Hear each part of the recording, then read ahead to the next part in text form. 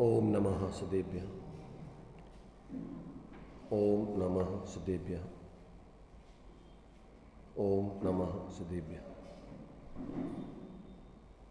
मंगलम भगवान वीरो मंगलम गौतमो मुनि मंगलम कुंद कुंदाद्यो जैन धर्मोस्तु मंगलम सर्वमंगल मांगल्यम सर्वकल्याणकारकम प्रधानम सर्वधर्माणां जैनम जयतु शासनम जैनम जयतु शासनम वंदितु सर्वसिद्धि दुर्मचलमणोभवं गतिं पत्ते मुच्चामि समय पाहुन मृणमो सुधिकेवलीभणिनम् नमः समय साराय स्वानुभूत्या चकासिते चित्स्वभावाय भावाय सर्वे भावांतरच्छिदे।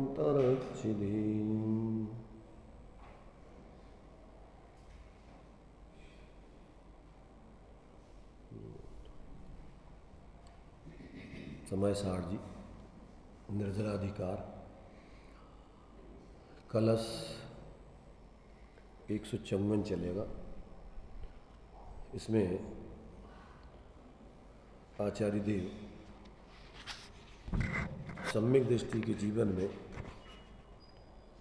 जो भी कर्म होते हैं वो बिना फलाकांक्षा पूर्वक होते हैं, इसलिए उनको कर्मों का आश्रयबंध नहीं होता है, बल्कि संबर नजरा उनके जीवन में चलते हैं। अब यहाँ 153 नंबर के कलश में ये बात बतलाई थी कि जब सम्यक दृष्टि जीव को कर्म करना योग्य नहीं है, उनको फल की इच्छा नहीं है, तो फिर वो कर्म करते ही क्यों हैं? जिन्हें कुछ भी चाहिए नहीं है बाहर से, तो अब वो कर्म करते क्यों हैं? तो कहते उस सम्यक दृष्टि कर्म करता है कि नहीं करता है, हम क्या बताएं तुम्हें? सम्यक दृष्टि तो वास्तव में कर्म करता ही नहीं है। अगर आ पड़े मजबूरी में, गले में कोई चीज़ पड़ जाए, तो फिर वो वास्तव में तो भेद विज्ञान पूर्वक निर्वृत्ति के लिए करता है, आगे के लिए कोई उसकी जो अपने लिए क्या बोलते हैं निदान, कि ये हमारे लिए कर्म करते रहें या इसका फल हमें मिले, ऐसा कोई भी आकांक्षा पूर्वक उनका कोई कर्म नहीं होता है। इसलिए वो कर्म किया हुआ नहीं किया हुआ ही जैसा है। आगे इसमें दिया था कि वो कदाचित परवस्तबस होता है, तो उसमें ज्ञानी के कोई निदान आकांक्षा भोगों की रुचि पूर्वक नहीं होता है। इसलिए वो कर्म निचली भूमिका में विवेक पूर्वक होने पर उनके लिए भविष्य के लिए साथ ही साथ पुण्य बंध का कारण बनता है। अर्थात तीर्थंकर, चक्रवर्ती, कामदेव आदि वो बनते हैं, बलदेव आदि बनते हैं, तो उस पुण्य के उदय में वो अपने स्वरूप को भूलकर आसक्त हो करके उसमें लगते नहीं हैं।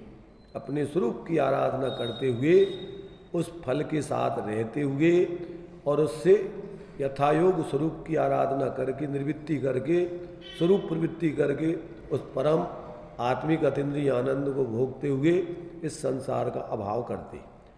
तो जब तक अभी उनके ऐसा आत्मबल पूर्ण रूपेण प्रकट नहीं हुआ, तो फिर वो कर्म करते हुए भी नहीं करते जैसे हैं, और उस कर्म का फल आगे जो आता है, चूँकि निदान पूर्वक भोगों की इच्छा से किया नहीं जाता, इसलिए उस फल में आसक्त होकर के लगते नहीं, भेद विज्ञान करते हुए अपने स्वरूप की आराधना करते हैं। इसलिए वो फल उनको आगे संसार का कारण न बन के उसमें फिर विशेष आत्मल बढ़ाकर, वैराग्य बढ़ाकर, निर्वृत्ति करके पूर्ण स्वरूप आराधना करके अपने मोक्ष की सिद्धि कर लेते हैं।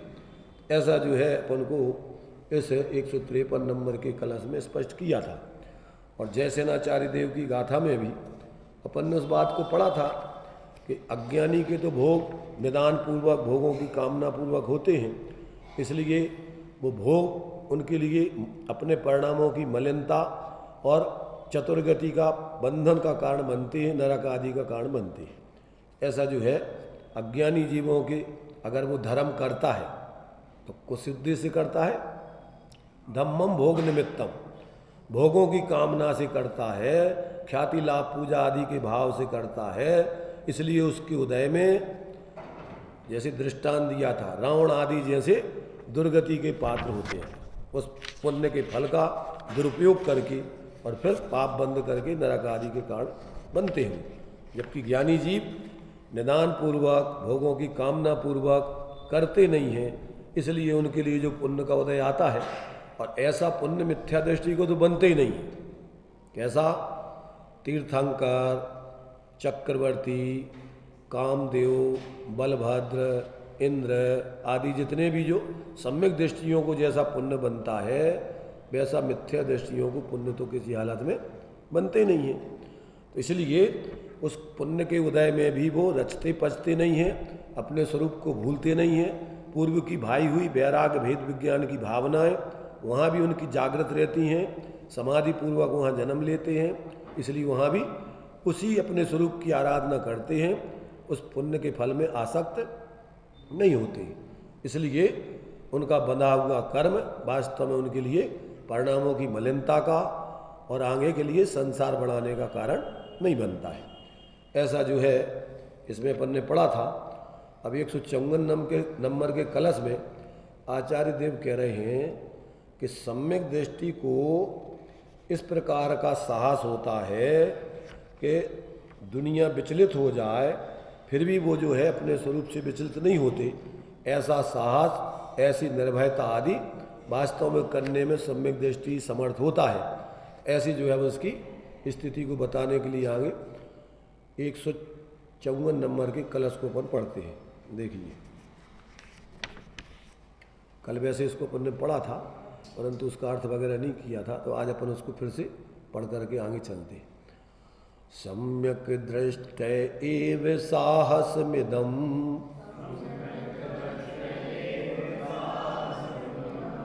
कर्तुं चमन्ते परम यद वज्रेपि पतत्यमी भयचलत्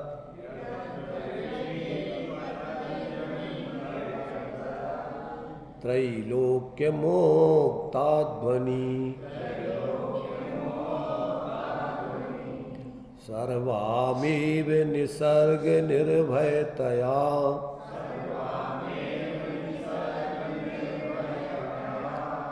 शंकां विहाय स्वयं जानन्ता स्वयमद्य बोध वपुषम्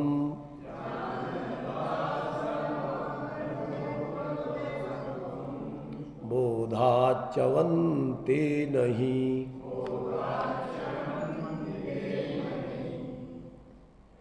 इसका देखिए हिंदी छंद जो दिया है उसको भी पढ़ लेते हैं। उसमें अपन को सीधा सीधा अर्थ संस्कृत में से जो नहीं जानते तो उसका अर्थ छंद पढ़ते हुए नहीं समझ में आता। हिंदी छंद के साथ उसका अर्थ भाव भाषित होता है। वज्र काहो पात जो त्रैलोक को व्यवहल करे फिर भी अरे अति साहसी सददृष्टि जन निश्चल रहें निर्भय रहें निस्संक निज में ही रहें निसर्ग ही निज बोध बपु निज बोध से अच्युत रहें। क्या कहा इसमें? वज्र का यदि पात हो जाए, वज्र का पात जानते ना, माने कोई भी ऐसा सारी दुनिया को विचलित कर देने वाला ऐसा कोई भी उपसर्ग आदि आ जाए, ऐसी कोई परिस्थिति बन जाए, तो भी कहते हैं सम्यक दृष्टि क्या होता है कि वज्र का हो पात जो त्रैलोक को व्यवहल करे। मिथ्या दृष्टि 3 लोक के जीव जिसमें भयभीत हो जाते, घबरा जाते, व्यवहल हो जाते, अपने धैर्य को छोड़ देते, सब काम वाम अपना जो कर रहे भूल जाते, विचलित हो जाते। फिर भी अरे अति साहसी सदृष्टि जन निश्चल रहे, फिर भी सम्यक दृष्टि जीव आत्मिक स्वरूप से जुड़े रहने के कारण, अपने आत्मा को शाश्वत जानने के कारण वो घबराते नहीं हैं, भयभीत नहीं होते, अपने स्वरूप से च्युत नहीं होते, वो निश्चल अपने स्वरूप की आराधना ही करते रहते हैं। क्या करते हैं? और निश्चल रहें, निर्भय रहें, निस्संक निज में ही रहें।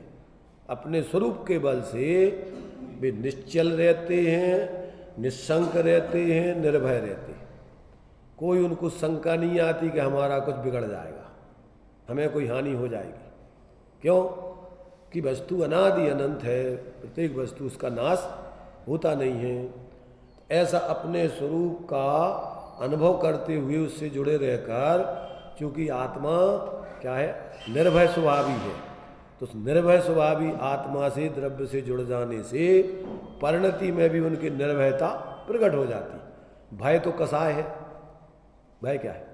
भय कसाय है, और निर्भयता आत्मा का स्वभाव है। तो वो तो अपने जब ऐसे उस निर्भय स्वरूप से जुड़ करके अपना अनुभव कर रहे हैं, उसकी श्रद्धा ज्ञान लीनता, तो अब वो उससे च्युत नहीं होती। परिणति भी उनकी ऐसी निश्चल निर्भय निस्संक रहती है, उसमें भय आदि पैदा नहीं होता है। और ऐसा कैसे होता है? तो कहते निसर्ग ही निज बोध बपु निज, बोध से अच्युत रहे। ये स्वभाव से ही उनका ऐसा है। ऐसा क्यों होता है?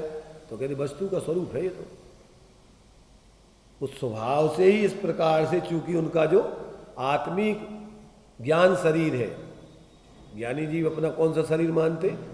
ये जड़ शरीर अपने को नहीं देखते हो, तो वो अपने स्वभावता अपने ज्ञान स्वरूप आत्मा का जिनको बोध है, इसलिए वो अपने स्वरूप से अच्युत रहते हुए और किसी प्रकार भयभीत आदि नहीं होते हैं। ऐसा जो इसका अपन ने इस छंद का हिंदी में अर्थ पढ़ा है। इसमें देखिए जो समय सार जी में दिया है, उसको भी उसी रूप में दिया है, उसको अपन इसका पढ़ लेते हैं श्लोक से, संस्कृत से। एन फलम नहीं यत भय चलत त्रैलोक मुक्त अध्वनि वज्रे पतति अपि, जिसके भय से चलायमान होते हुए यानी खलबलाते हुए तीनों लोक अपने मार्ग को छोड़ देते हैं, ऐसा वज्रपात होने पर भी अमी माने ये सम्यक दृष्टि जीव निसर्ग निर्भयतया, स्वभाव से ही निर्भय होने के कारण, क्योंकि आत्मा का स्वभाव निर्भय स्वभावी आत्मा है। प्रत्येक आत्मा, सम्यक दृष्टि नहीं, प्रत्येक आत्मा भी निर्भय स्वभावी है, परंतु अपने स्वरूप को वो अपना आत्मा को अपना स्वरूप न जान मान अनुभव करके, और वो इस शरीर आदि को अपना स्वरूप मानते हैं, इसलिए शरीर नष्ट ना हो जाए, हम मर ना जाए, इसका वियोग ना हो जाए, और इसी को अपना जीवन मानते हैं। मिथ्या दृष्टि क्या जानता है? तन उपजत अपनी उपज जान, तन नसत आपको नासमान। तो ये तो सोचता है कि अगर ये कुछ भी इस शरीर का माने नाश हुआ तो हमारा ही नाश हो जाएगा, जबकि सम्यक दृष्टि अपने कहते हैं स्वाभाविक आत्मिक स्वरूप से जुड़ा होने के कारण आत्मा शाश्वत है, सदा ज्ञान स्वरूप रहता है, अनुरूप कभी होता नहीं, इसलिए स्वभाव से ही वो निर्भय रहते हैं, भयभीत नहीं होते। माने प्रत्येक आत्मा है तो द्रव्य से तो निर्भय स्वभावी अनंत सामर्थ्य है, उसमें कितनी कितनी निर्भयता आत्मा में भरी है।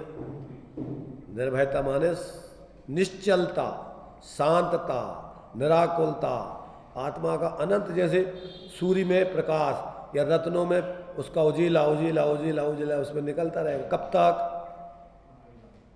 और कितना निकलेगा?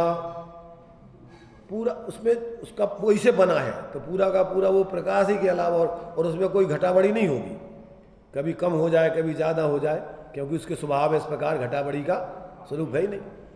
ऐसे ही प्रत्येक आत्मा अपने स्वरूप से अगर जुड़ जाए तो वो अनंत ज्ञान ज्ञान ज्ञान ज्ञान जिसका कोई अंत नहीं है, न काल से न भाव से, न उसके भाव से तुम उस ज्ञान का पार पा सकते हो और न काल से कभी उसका अंत आ सकता है। ऐसा ज्ञान आनंद शांति प्रत्येक आत्मा उसी से बनी हुई है।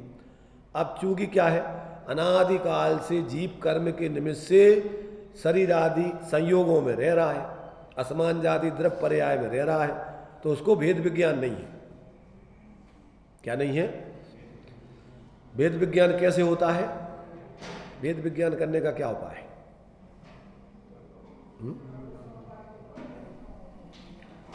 भेद विज्ञान कैसे होगा?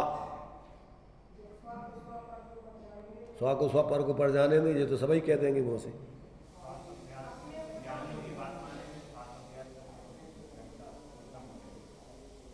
तुम्हारे लिए ठंडाई में से मीठे का भेद विज्ञान करना है, तो कैसे करोगे कि मीठे को मीठे जानो? ऐसे कैसे जानो मीठे को मीठे?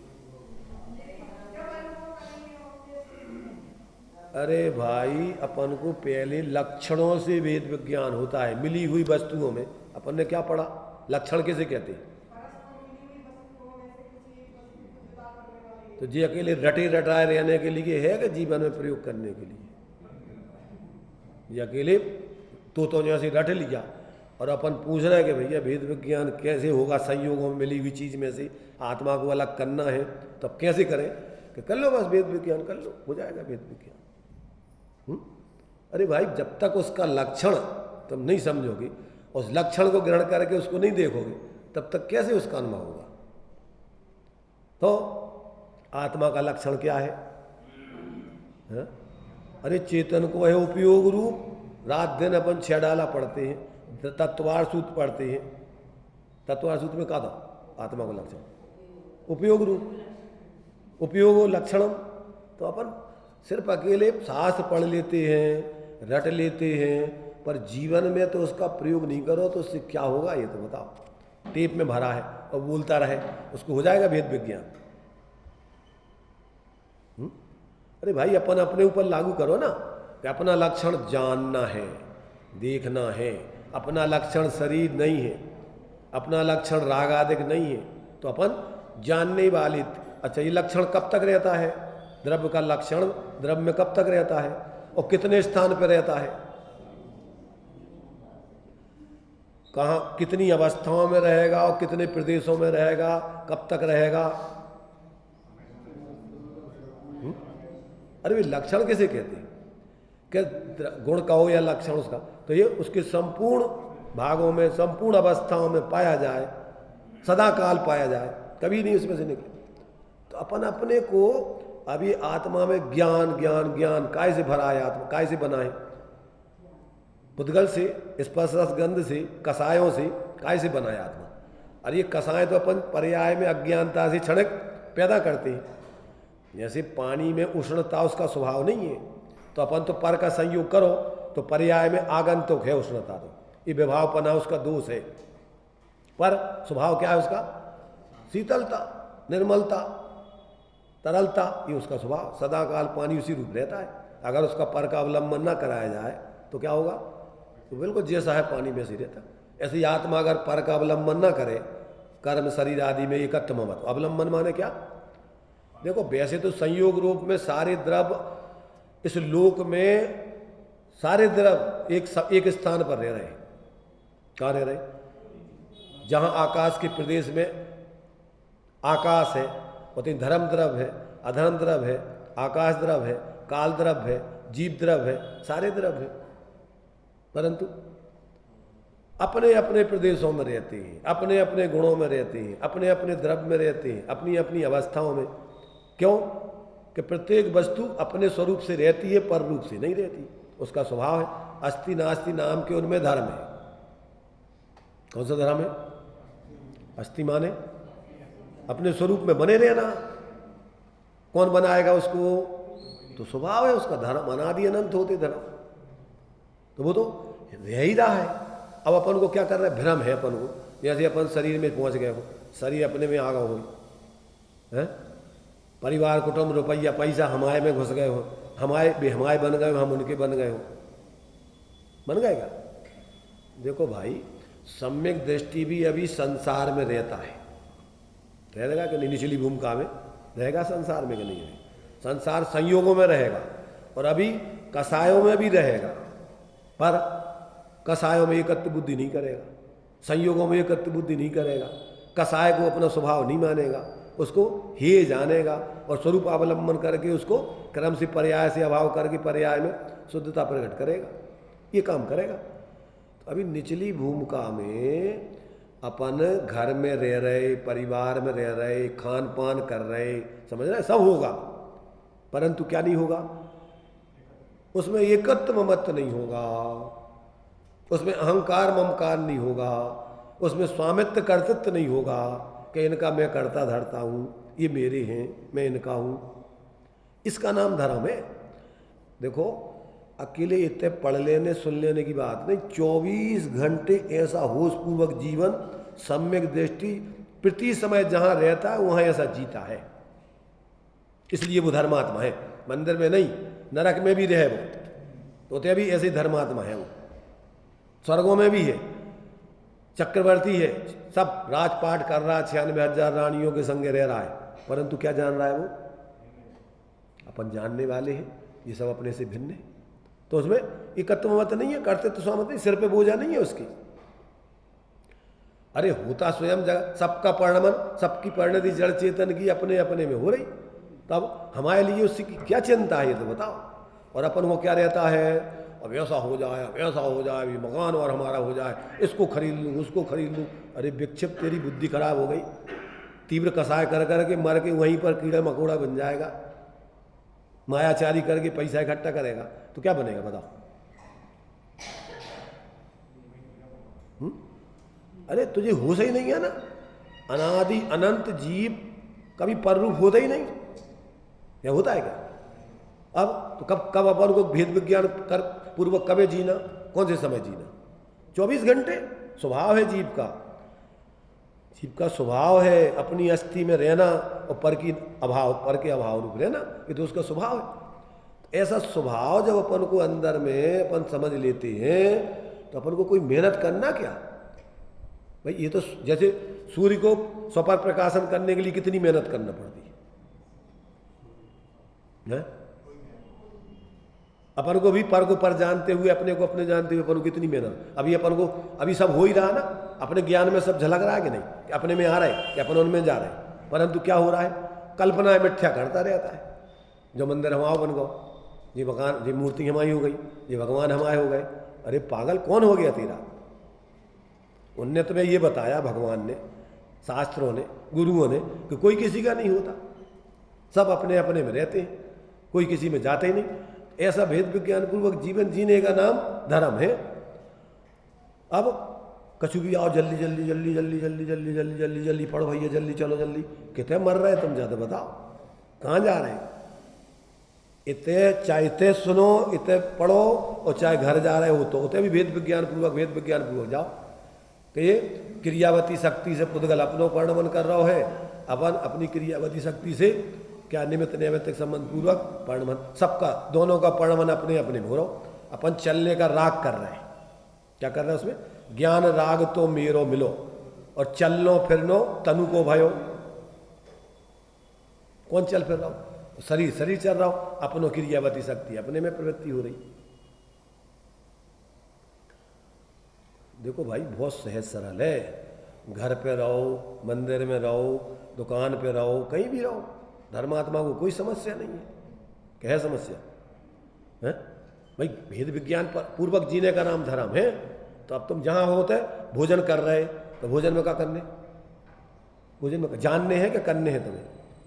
अगर करने का भी भूमिका अनुसार राग हो रहा है तो उस राग को भी जानना है कि अपन को इस शरीर को भोजन देने का भी काय के लाने, मजा लेने के लाने नहीं, मोटे होने के लाने नहीं, इस शरीर को चलाने के लिए भोजन दे रहे हैं। और वो शरीर काय को चलाना? ले तप बढ़ावन, अपनी स्वरूप आराधना। अभी निचली भूमिका में अभी अपन इतने सामर्थ्यवान नहीं है कि स्वरूप में स्थिर होकर के अभी शरीर से पूर्ण विरक्त हो जाए। तो क्या करना कि भूमि का अनुसार ऐसा विवेक रख करके शरीर को भोजन दे रहा है, कोई समस्या नहीं। अब उनको ये में मजा नहीं आ रहा हूँ, अरे यार तो मिर्च नहीं डाली, अरे तेरी बुद्धि खराब हो गई क्या? क्या खा रहा तू? और काय के लिए खा रहा है? रस लेने के लिए खा रहा, मजा नहीं आ रहा तुझे? काय का मजा ले रहा? मिथ्यात्व का, कसाय का, कि भोजन का? काय का मजा? अपन समझो भाई, समझो। स्वाध्याय का मतलब ये नहीं है कि पढ़ लो, जो पढ़ लो वो पढ़ लो, वो पढ़ लो और मूर्ता जो गीते चल रही। समझ में आ रहा कि नहीं आ रहा? 24 घंटे होशपूर्वक जीने का नाम धर्म है। इतना तो तुम्हें सिखा रहे, थ्योरी है। प्रैक्टिकल तो 24 घंटे जहां रह रहे होते करने, और वो नहीं करना, और अकेले रट रटा के सुना गए और सुन ली और अपने काम में चले गए और अपने मूर्छे मोही होकर पागल बन के उसे जी रहे। कुछ नहीं है, 24 घंटे आर्थ ध्यान। इतने भी आकुलता, इतने आयापन कि जल्दी जल्दी अपन को जल्दी चल रहे। अभी तक तुम शांति से बैठ, धर्म तो होता निराकुलता में, और तुम क्या कर रहे? निदान करके आए हो, मिथ्यात्वपूर्वक निदान करके आए कि अपन को होते जल्दी होते से आऊं नहीं ऐसो करने। क्या कर रहे तुम? अरे तुम अपने जानना देखना स्वभाव है, शांति में रहना, निराकुलता में रहना स्वभाव है, तो तुम जो क्या कर रहे हो जरा बताओ? क्या करने तुम्हें थे संसार में? क्या है तुम्हारे संसार में कि जी को तुम ठेकर लाए, दिमाग में भर लो तुमने कचरा? ऐसा कर्तृत्व तो स्वामित्व बिठा रखा, मिथ्यात्व का पूरा 24 घंटे है, औपचारिकता को धर्म है। अगर तुम्हारी लब्धि में और उपयोग में आत्मा नहीं है और ये सारे संयोग भरे हैं, और ऊपर ऊपर अकेलो क्षयुप संज्ञान में अकेली विचार कर ले थोड़ी बहुत, और बस मान लो कि हम धर्म कर रहे हैं, कछु क्रियाएं रटी डटाई बनी बनाई कर ली, और मान लो कि हम तो धर्मात्मा है। जिस संप्रदाय में जो बनी बनाई रूढ़ी की जो क्रियाएं हैं कछु भी, और वो कर लो, और उस संप्रदाय के तुम धर्मात्मा हो गए। मुसलमानों ने बकरा बकरिया काट दे तो होगा साल भर के लाने धर्म पूरे। हिंदू लोग गंगा जी स्नान कर आए, और वो तुम्हारा कुंभ को मिला, उसमें जो है स्नान कर आए, कछु तो में मर जा भीड़ भड़क्का में, रस्ती में ही। अरे क्या हो गया? ऐसे ही अपन ने भी कछु आयोजन कर लो, भीड़ भड़क्का इकट्ठी कर ली, और मंचों पे बढ़िया फोटो मोटो खिंचवा के डाल दी व्हाट्सएप पे, और हम देखो कितना बड़ा धर्म को समूह है। अपनी अपनी फोटो देख लो, हमारी फोटो आ गई कि नहीं आई? तुम्हारी फोटो कौन सी है जो देख रहा हो? वह तुम्हारी फोटो है जिसमें झलक रहा हो सब, वह तुम्हारा एन दर्पण है कि जो दिख रहा हो वो है तुम्हारा दर्पण, वो है तुम्हारा रूप। देखो अभी तो दुर्बुद्धि तीव्र कसाई लोगों को तो इनमें उदासी आती सुनने में, समझ रहे ना? ये बातों में ऐसे लगता है कि भैया जी तो हमें जीने ही नहीं दे रहे, हमें शांति से खावो पीवो बंद करें दे रहे, हम खावे में मजा ही नहीं ले रहे, अच्छे से हम खाए नहीं, बढ़िया चाट पकौड़ी सब बना बना के नहीं खाएंगे, खा लो, अवसर है हमें।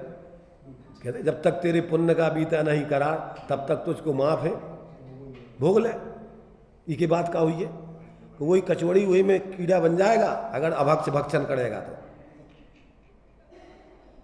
समझ है ना? तो तेरे लिए खाएंगे फिर सब, तूने अभी खाया उनको। थोड़ी बुद्धि लगाओ भाई, बुद्धि लगाओ। अपन संगी पंचेंद्री जीव हैं और अपना इतना पुण्य का उदय है कि भूखों नहीं मर रहे, कि अपन को आकुलता है 24 घंटे कछु भी काम करें, जल्दी जल्दी जल्दी जल्दी जल्दी, कितने जल्दी मर के का जल्दी जाने दे से। और आत्मा मरता तो है ही नहीं, पर्याय दृष्टि है ना, तो पर्याय दृष्टि में मान लेगा कि अब मर गया, पागल बन करके जी रहा है, और मरेगा तो बेहोश होके मरेगा, ना होशपूर्वक जी रहा है ना होशपूर्वक मरना है, आर्तरोध ध्यान करके जी रहा है और आर्तरोध ध्यान करके मरेगा, रोता रहता जिंदगी भर रोता रहता। संतुष्टि मिथ्या दृष्टि कभी होती नहीं है ना, कभी होती क्या? कितना बाहर का संयोग दे दिए जाए, भोग दे दिए जाए, भोग कितना मिल, तुझे कितना चाहिए बता? एक लिस्ट बना के दे दे कि हमें इतने चाहिए, हम इसके बाद संतुष्ट हो जाएंगे, हो जाएगा? लिस्ट बना सकते हो वीरेंद्र भाई? तुम्हें कितना जीवन के लिए कितना तुम्हारा दे दिया जाएगा जिसमें तुम फिर निश्चिंत हो जाओगे? फिर इसके बाद विकल्प नहीं करोगे, शांति से बैठोगे। है तुम्हारी कछु योजना? कोई अंत नहीं दर का। धर्म का जरूर लिस्ट है तुम्हारी, कितना समय देना हमें। बाप के काम होगा, बाहर का कोई लिस्ट नहीं है कि कितना समय देना वहां, कितना कितना चाहिए। अरे भाई धर्म तो तुम्हारा स्वभाव है ना, वस्तु स्वभाव धम्मो, तो की लिमिट है कोई कि अनलिमिट अनादि अनंत होना चाहिए। और इधर संसार के काम तुम्हारा है ही नहीं कुछ, और ये पागलपन में कुछ छोड़ना चाहिए अपन को। इसलिए भाई देखो यहां कह रहे हैं कि सम्यक दृष्टि ही वास्तव में ऐसा साहस धारण करता है। कैसा साहस? कि बाहर की कोई परिस्थिति आ जाए वो घबराता नहीं। क्यों? कि घबराना क्या काम है? अज्ञान दशा में, मोह दशा में घबराहट होती है। ऐसा नहीं हो जाए, ऐसा नहीं हो जाए, ऐसा नहीं हो जाए, का नहीं हो जाए। क्षेत्र अनादि काल से है, अनंत काल तक रहना है, उनका कुछ होना ही नहीं। कोई ना इसका करता धरता, अमिट अनादि है। अब जीव इसमें भटक रहा है अज्ञानता से। जीव और पुद्गल ना से हमें कर्म उपाधि। तो जीव तो पुद्गल तो चाहे स्कंद रूप रहे, व्यवहार रूप, चाहे स्वतंत्र परमाणु रूप रहे, उससे क्या, ना तो उसको सुख है ना दुख है। अब समस्या तो है जीव की। इसलिए क्या है, अगर तुम्हारे लिए वास्तव में क्या करना है, शांति चाहिए है। शांति चाहिए कि नहीं चाहिए? किसको किसको शांति चाहिए? अभी अपन तो मुमुक्षु है ना, तो हम तो शांति स्वरूप है ना, हमें नहीं चाहिए शांति। क्योंकि पर्याय को चाहिए वो शांति, तो वो जाने, हमें थोड़ी चाहिए शांति। बताओ किसको चाहिए शांति? है? अब आचार्य कह रहे जे त्रिभुवन में जीवन सुख चाहे, तो कहते हम तो पर्याय है नहीं है, वो पर्याय को चाहिए हो शांति, तो जा वो जाने। अरे भाई सब विवक्षाएं ज्ञानी बोलते हैं, अपन मूढ़ होकर के ऐसी विवक्षा लगा के, और ये पर्याय तो दूसरे की है, और अपन तो द्रव्य है, अकेले द्रव्य सामान्य से। तो ये द्रव्य सोचता है क्या? ये द्रव्य विचार करता है क्या? द्रव्य में सुख दुख होता है क्या? द्रव्य स्वभाव में कौन दुखी है? वो जीव ही दुखी है पर्यार्थक नहीं। क्यों? कि सामान्य विशेषात्मक वस्तु है ना, इसलिए जीव ही है वो। तो अगर अपन ये कह दे में कि भैया जीव को सुखी होना है, अरे ये तो मिथ्या दृष्टि, पर्याय दृष्टि है। जीव तो सुखी सुख स्वरूप है ना।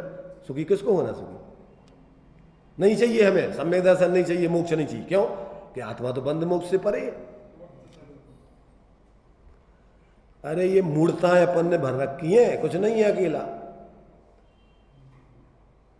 24 घंटे जी रहे पर्याय में, चाहिए सारी अनुकूलताएं, और द्रव्य स्वभाव का कोई न निश्चय से आत्मा को शुद्धमान हुए हैं स्वच्छंद ना पिछाने। उस स्वरूप के अवलंबन से पर्याय में शुद्धता का अनुभव तो है नहीं, और रट ली बातें अकेली संप्रदायों में खड़े होकर। एक निश्चय वाले बन गए द्रव्य दृष्टि वाले, और एक पर्याय दृष्टि वाले बन गए।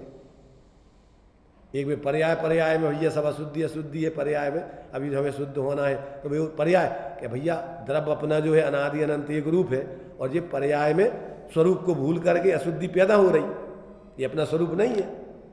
तो समझना तो ये है अपन को, और फिर परावलंबन छोड़ के स्वावलंबन ग्रहण करना, और शब्दों में रट लो कि हम तो दृष्टि को वैसा द्रव्य स्वरूप है, और अपन तो वही है, और ये सब पर्याय तो अपने से भिन्न है। अरे द्रव्य पर्यायात्मक वस्तु है क्या अकेले द्रव्य स्वभाव रूप है? तो अब द्रव्य स्वभाव ही बताना है, तो काय के लिए? अवलंबन करके पर्याय की अशुद्धि दूर कराने के लिए। आचार्य कह रहे समय सार में, यदि मोक्ष की है कामना तो जीव नरक को जानिए। काय के लाने जीव बता रहे तुम्हें? यदि तुम्हें मुक्त होना है पर्याय में, मोह राग द्वेष से रहित होना है, अगर पर्याय में सुखी होना है, तो अब जीव द्रव्य को जानो, मानो, और उसका आचरण करो। और अपन ने अकेले क्षय उपशम ज्ञान में ऐसा भेद विज्ञान कर लिया कि अपन द्रव्य स्वभाव है और पर्याय स्वभाव हमसे सर्वथा अलग है। और एक ने मान लो कि हम तो पर्याय ही हैं, अभी तो द्रव्य स्वभाव हमारे पास है ही नहीं है। व्यवहार वाले क्या करते बताओ? समस्या काय की है? एकांत से निश्चय व्यवहार की झगड़ा है ये सब। निश्चय वाले अकेले अपने निश्चय की बातें करत रहो, और व्यवहार वाले अकेले कोई व्यवहार में लगे रहो रात दिन। अबे तो हम अशुद्ध है और शुद्ध होना है, और शुद्ध होने के लिए क्या करना? शुद्ध होने के लिए बाहर की मूर्ताएं करत रहो, स्वरूप का अवलंबन नहीं करना। क्यों कि इस काल में स्वरूप का अवलंबन तो होते नहीं है, पंचम काल है। ऐसा मूढ़ों को भर दिया है लोगों ने। अब गए काम से, मोक्ष मार्ग तो स्वरूप के अवलंबन से ही होता है। इसलिए भाई देखो, जब तक अपन अपनी मूर्ताओं को नहीं छोड़ेंगे, अपनी मिथ्या धारणाओं को नहीं छोड़ेंगे, और जब तक सम्यक प्रकार से वस्तु स्वरूप समझकर फिर अपनी पर्याय में दुख को दूर करने के लिए ऐसा उस पर्याय में ही अनवय रूप से द्रव्य व्याप्ता है। सोनो कहाँ रहता है? कुंडल, कड़ा, अंगूठी, चैन आदि इनसे रहित रहता है कि उन्हीं में व्याप्ता है। तो अपन को वही में देखना है द्रव्य को। बस ये है कि वो पर्याय आती हैं, बदलती हैं, और द्रव्य उनमें अनवय रूप से ज्यों का त्यों व्याप्ता है। तो अब आत्मा तो चाहे चार गति में रहे, चाहे मोक्ष में रहे, सभी पर्यायों में अनवय रूप से रहेगा। अब चार गति में पर्याय में दुख भोगता है, और पंचम गति में पर्याय में सुख प्रकट हो जाता है। अनंत अनंत काल तक रही है, अनंत अनंत काल यथा तथा से पर नहीं है। तो यहाँ आचार्य कह रहे हैं कि भैया सम्यक दृष्टि ही ऐसा साहस उसके जीवन में आता है। कैसा? कि बाहर में कुछ भी हो जाए उसको डर नहीं लगता। क्यों?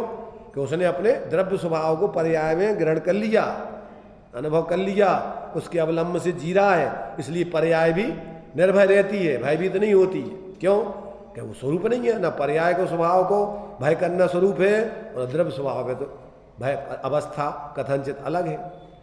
तो ये जो है ज्ञानी, यहाँ पर अपन ने उसे ज्ञानी को भी किसी कारण से कोई ऐसा नहीं, ऊपर नहीं नीचे पढ़ रहे देखो, जिसके भय से चलायमान होते हुए खलबलाते हुए तीनों लोग अपने मार्ग को छोड़ देते हैं, ऐसा वज्रपात होने पर भी ये सम्यक दृष्टि जीव स्वभावता निर्भय होने से समस्त शंका को छोड़कर स्वयं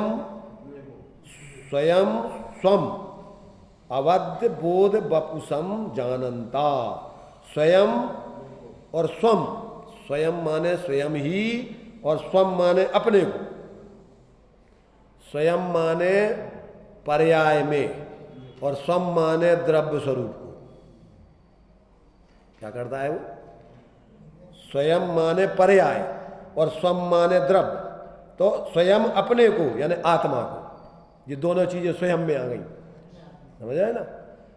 माने वो पर्याय अपनी आत्मा को ही अपना स्वरूप जानती है अभेद होकर के। तो स्वयं अपने को यानी आत्मा को, जिसका माने ज्ञान, वही उसकी पर्याय ज्ञान में ऐसा जानता है, तो वो उसकी पर्याय अपने द्रव्य को अपने रूप अनुभव ऐसी अनुभव करती है। ज्ञान रूपी शरीर अबद्ध ऐसा जानते हुए बोधात च्वन्ते नहीं, ज्ञान स्वभाव से च्युत नहीं होते। कैसे च्युत नहीं होते? अपने उस ज्ञान द्रव्य स्वभाव से परिणति च्युत नहीं होती, उसी का अवलंबन करके सहज बनी रहती है। इदम परम साहसम सम्यक दृष्टिया एव कर्तुम क्षमन्ते। ऐसा परम साहस करने के लिए मात्र, मात्र का क्या अर्थ होता है? कोई भी अन्य जीव संसारी बिना सम्यक दृष्टि बने ऐसा साहस पैदा नहीं कर सकता है। चाहे उसके पास बड़े बड़े हथियार होवे, बड़ी बड़ी क्या होवे गन मशीनें होवे, बड़े बड़े अणुबम होवे, परमाणु होवे, तो भी ऐसा साहस निर्भयता उसके जीवन। ये तो हथियार तो भयभीत व्यक्ति बनाता है, निर्भय व्यक्ति काय को बनाएगा? अरहंत भगवान के पास है कौन हथियार? और देवी देवताओं के पास सब हथियार हथियार, बंदूकें सब मिलेंगे तुम्हें, तलवार मुगदार। उनके पास तो उनका आत्मबल इतना है, उनको कुछ जरूरत ही नहीं डरने की। इसलिए बिल्कुल निशंक है, निर्भय है, निश्चिंत है और निष्परिग्रही है। अपना स्वरूप का ग्रहण करके बिल्कुल बाहर का परावलंबन छोड़ के पूर्ण स्वावलंबन से परमानंद अनंत सुख भोग रहे। इसलिए ऐसा साहस करने के लिए मात्र ओनली सिर्फ सम्यक दृष्टि को छोड़ के किसी में ऐसी ताकत किसी मिथ्या दृष्टि में नहीं आ सकती। भावार्थ, सम्यक दृष्टि जीव निसंकित गुण युक्त होते हैं, इसलिए चाहे जैसे शुभाशुभ कर्मोदय के समय, देखो पुण्य से भी प्रभावित नहीं होते, समझ आए ना, शुभाशुभ कर्मों उदय के समय। इसलिए ज्ञानी जीव क्या करता है, ये भी देखो पुण्य के उदय में भी व्यक्ति अपने स्वरूप से च्युत हो जाए, ये साहस नहीं है, ये कमजोरपना है उसका, उससे प्रभावित हो जाना, पुण्य के उदय में आकर्षित हो जाए, रस लेने लग जाए, तो ये तो कमजोर लोगों का लक्षण है। बलवान व्यक्ति न पुण्य के उदय में प्रभावित होता है, न पाप के उदय में, दोनों में सहज रहता है। उसको तो चाहिए मिथ्या दृष्टि, तो लंबी जबान निकाले फिर रहो, काहे के लाने, पुण्य के उदय को फल को भोगने के लिए तुम्हें मिल जाए, वो तो 24 घंटा कर ही मरा ही रहो यही के लाने, आर्थ ध्यान काहे के लाने कर रहा हो, काहे के लाने कर रहा हो, जीवन के लिए तो नहीं है उपयोगिता, जीवन के लिए तो तुम पैदा भाई हो, इतना कर्म लेके आए हो, तुम्हें सहज मिलेगी व्यवस्था, ध्यान रखना। अरे दूसरे लोग देखो, दूसरे लोगों ने ऐसे एक मलुका कवि हुए, वे कह गए, अजगर करे न चाकरी, पंछी करे न काम, और दास मलुका कह गए, सबके दाता भाग्य भगवान। और अपन को अभी विश्वास नहीं है अपने भाग्य पर, इसलिए अपन 24 घंटा हम माली करते रहते, रखा रखाया वो नहीं खा पाते, समझे ना। अब वो भी चूंकि खाना क्या है, शरीर को मात्र देना है, व्यवस्था है, वो तो है, कौन कर रहा है ये बताओ। ये देखो ये पुण्यम है, क्या भाई पुण्यम सुनो, तुम क्या काम करते, पैसा कमाने के लिए जाते, चिंता करते, कुछ दुकान करने जाते तुम, कहीं धंधा करने जाते तुम, अरे ये लगा हम माल, पापा लगा, दादा लगा, तब क्या करना तुझे हम माली करना इतने लोग हम माली कर रहे हैं तेरे भाग्य से, तब क्या करेगा तू काम करके। अगर समझ आ जाए तो ये जन्म से ही व्यक्ति ऐसे दिगंबर हो जाते, छोड़ देते कि अब जब अपने को भाग्य से मिलना है तो हमको क्यों हम माली करना, क्यों सिर पे बोझा लगना है, करते थे नाम भी उसने रखा रहा, पुण्यम है, पुण्य के उदय वाला है जी। क्यों, कितना इतना वैभव हम लोग इकट्ठा करके जाएंगे कि वो अपने आराम से भोगे तो मतलब ये है, देवेंद्र भाई ने अपने लड़के का रखा है मोहित, इसलिए वो इनको निश्चिंत हो गए और वे मोह में लगा हुआ है, सारी जिम्मेदारी उसने अपने सिर पे ले रखी है। सबने जानबूझ करके समझ करके नाम रखे। वीरेंद्र भाई ने अपनी दुकान का नाम रखा है मोक्ष मुक्त होने के लिए हम बैठे, यहाँ बंधन के लिए नहीं बैठे जितने विकल्प हैं वे सारे विकल्प तोड़ करके हम मुक्त हो जाएंगे भाई देखो, अरे कम से कम अपन बुद्धिपूर्वक समझ करके देखो, ये भी अपन को याद दिलाते हैं कभी कभी, अपना जो है कोई नाम, हमारा नाम, अब हमारे पिताजी वगैरह ने पता नहीं वो कैसे धार्मिक होंगे, तो उन्होंने चंद्रसेन नाम रखा, तो एक पंचस्तूप संघ के आचार्य स्थापक आचार्य चंद्रसेन हुए। अब बाद में जब हमने पढ़े ग्रंथों को तो यार ये तुम्हारे जिन सेन आदि जो सेन परंपरा है ना, तो यार ये तो हमारे लिए तो धर्म के माने उस मार्ग में बढ़ करके उसमें चलना चाहिए, हम कहाँ लग रहे हैं संसार का तो मतलब नाम भी कभी कभी क्या है, व्यक्ति को उसके जीवन को बदलने में कारण बनते। अरे यार अपन कहाँ कौन सा काम कर रहे हैं, अपन को ये काम करने चाहिए, अपना नाम ऐसा है जैसा काम करो। तो ये अपने लिए जब तक ऐसा भेद विज्ञान नहीं होता, आत्मज्ञान नहीं होता, तब तक ये जीव ये पागलपन के काम में, देखो होना जाना तो जो है वही है, तुम तो सिर पर सिर्फ बोझा लिए रहो, संकल्प विकल्प कर्तृत्व का बोझा लेके परेशान होते रहो, ऐसा नहीं हो जाए ऐसे ऐसे। जैसे वो आता ना, एक दृष्टांत आता, अभी हमने सुनाया था ना कि वो गांव के आदमी ने वो दादा को गाड़ी पे बैठा लो, तो वो सिर पे पुटरिया भी रखे। अब उसे कही दादाजी अब तुम हम बैठा लो, तुम पुटरिया कहाँ सिर पे ला रहे हो, तो भैया तुमने हमारे ऊपर इतनी कृपा कर दी कि हमें बैठा लो, अब हम काय हो बोझा पुटरिया को बोझा कहाँ हो गाड़ी पे रखे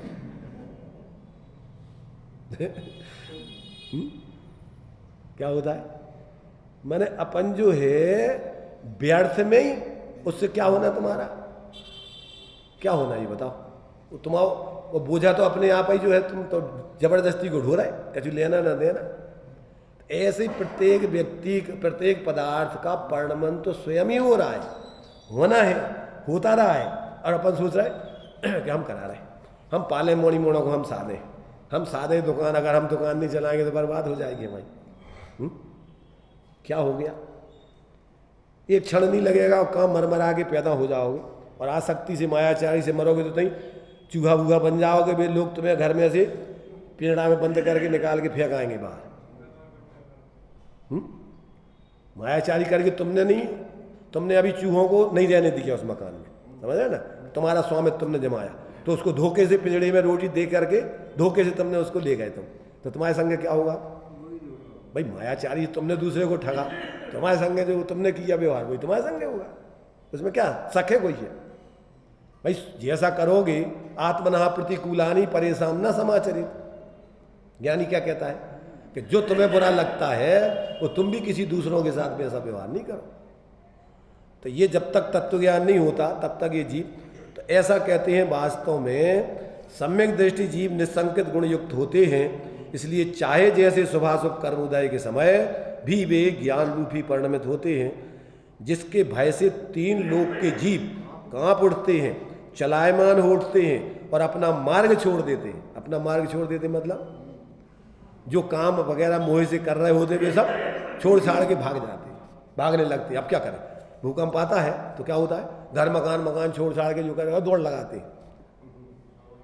अभी यहाँ पर अपने यहाँ वो आया था, कोरोना नहीं, गैस कांड हुआ था, तो लोग जैसे सो रहे थे वैसे कि वैसे कोई नंगा बहुत दौड़ रहा है, कोई चड्डी पहने जा रहा है, कोई कैसी दौड़ लगा रहा है। कहाँ जा रहे हैं अब? और उल्टे मरवे के लाने, जहाँ जो तरफ गैस है उसी की तरफ दौड़ जा रहा है।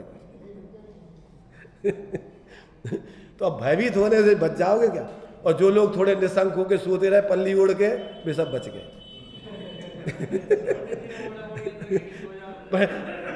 पंडित जी ने बच्चों से कि सोते रहो, कुछ नहीं है तो बंद कर, सुन लो अपने।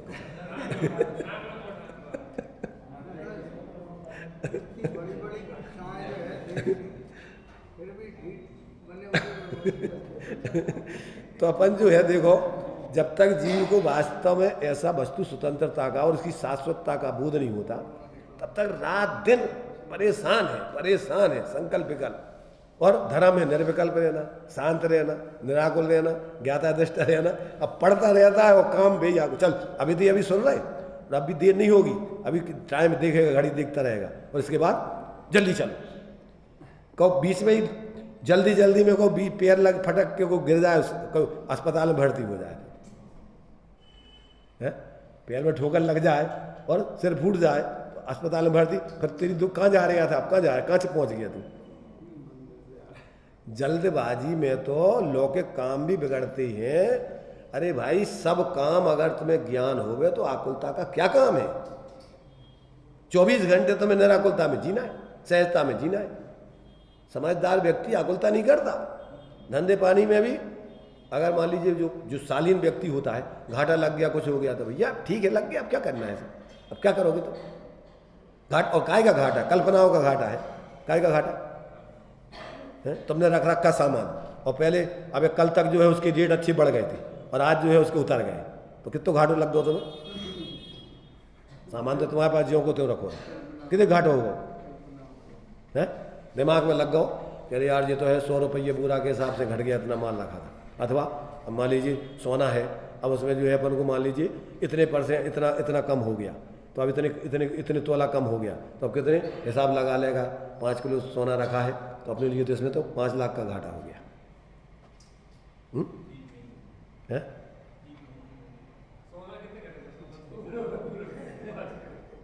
तेरी कल्पनाओं में सबरो घटा बड़ी हानि लाभ क्या है ये तो बताओ। पदार्थों में कुछ होता है हानि लाभ क्या? इसी का नाम तो मिथ्यात्व है, झूठी कल्पनाएं, मनगणंत। जमीन कंद तो है ना, क्या बोलते हैं, कौन सा कंद? जमी कंद तो छोड़ देगा और मनगणंत नहीं छोड़ेगा। जो मन में मिथ्या कल्पनाएं गढ़ता रहता है, अरे सबसे ज्यादा तो अभक्ष जी है तेरा मिथ्या। तो यहां पर कहते हैं कि जिसके भय से 3 लोग जीव कांप उठते हैं, चलायमान उठते हैं और अपना मार्ग छोड़ देते हैं, ऐसा वज्रपात होने पर भी सम्यक दृष्टि जीव अपने स्वरूप को ज्ञान शरीरी मानता हुआ, अनुभव से जानता हुआ, ज्ञान से चलायमान नहीं होता है। उसे ऐसी शंका नहीं होती है कि इस वज्रपात से मेरा नाश हो जाएगा। यदि पर्याय का विनाश हो तो ठीक ही है। क्यों ठीक ही है? कि जिसका संयोग हुआ है उसका वियोग होगा ही होगा। वो तो अगर पर्याय का विनाश हो रहा तो ठीक ही है। मैंने कोई कहे कि भैया बच्चा तुमसे अलग हो रहा हो, ठीक ही है वो। हम भाई वो तो हमारे परिवार में अपन बोलते हैं कि ये तो अपन जैसे पेड़े पे आकर के पंछी रात भर बैठ जाते आगे, जो मेले में पंथी जना नहीं धरे फिरते और जो तरुआर पे रेन बसेरा पंछी आ करते। ऐसे अपन अलग अलग दिशाओं से कर्म बांध के परिवार में आ गए, तो कौन कब तक संग रहोगे भाई? एक दिन वियोग तो होना ही ना सबका। या तो तुम छोड़ के चले जाओगे या वो छोड़ के चला जाएगा, और फिर क्या करोगे तुम? सोचा करता था इनसे सब संयोग हमारे बने रहेंगे, भोग बने रहेंगे, पर वे सब चले जाते हैं या तुम चले जाते हो। फिर मैं आकुल व्याकुल हो लेता और व्याकुल का फल रो लेते हो, तो ना दुखी हो लेते भैया वो क्या करें।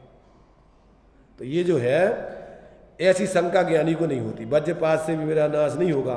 यदि पर्याय का नाश हो तो ठीक ही है, क्योंकि उसका तो विनाशिक स्वभाव ही है। जिसका संयोग हुआ है उसका वियोग होगा ही होगा। ऐसा ज्ञानी जानकर अपने जीवन में बिल्कुल निशंक रहता है, निर्भय रहता है।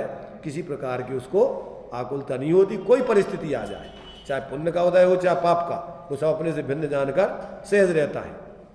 चलिए